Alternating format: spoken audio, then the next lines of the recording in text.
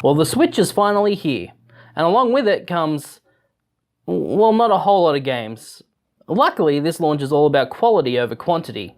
Well, unless you're talking about Just Dance, because they're not even games. But one such title that's all about quality is Fast RMX. Fast RMX! Sure, it's pretty much a port of Wii U game Fast Racing Neo, but they've upped the resolution and added all the DLC for free. Well, obviously you have to buy the game with money, but you don't need to pay extra for the DLC, is what I meant to say.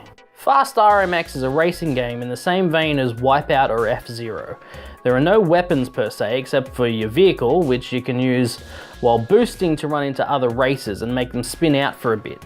But you can't make them explode in any kind of satisfying fashion, which I think is really disappointing.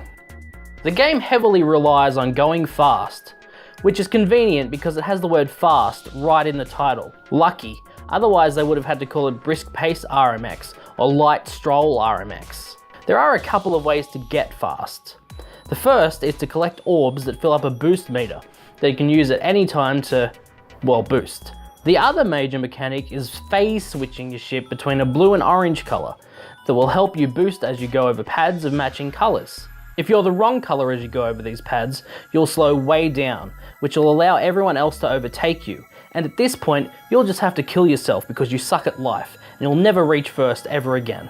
The game features 30 tracks that are divided amongst 10 championships, kind of like Mario Kart's Cups. You'll find plenty of variety amongst the tracks, as each track has a unique attribute, which means you'll have to practice each track over and over and over and over and over and over and over again to get good at the game. And get good you must, as this game is what I would describe as hard as fuck. There is so much AI rubber banding going on that you can practically see the elastic. I've played plenty of racing games with aggressive AI, but this takes it to a whole new level. If you don't hit every boost pad and pick up every orb, you will most likely lose, even on the easiest difficulty, and at that point, you may as well light yourself on fire, because that's the only way you'll feel any kind of warmth in your life ever again. I do enjoy a good challenge though, or maybe I just hate myself, but the difficulty is what makes me keep coming back to the game, because I want to win. I want to take the AI that has no feelings and prove that I'm better than it. Take that AI that doesn't know I exist.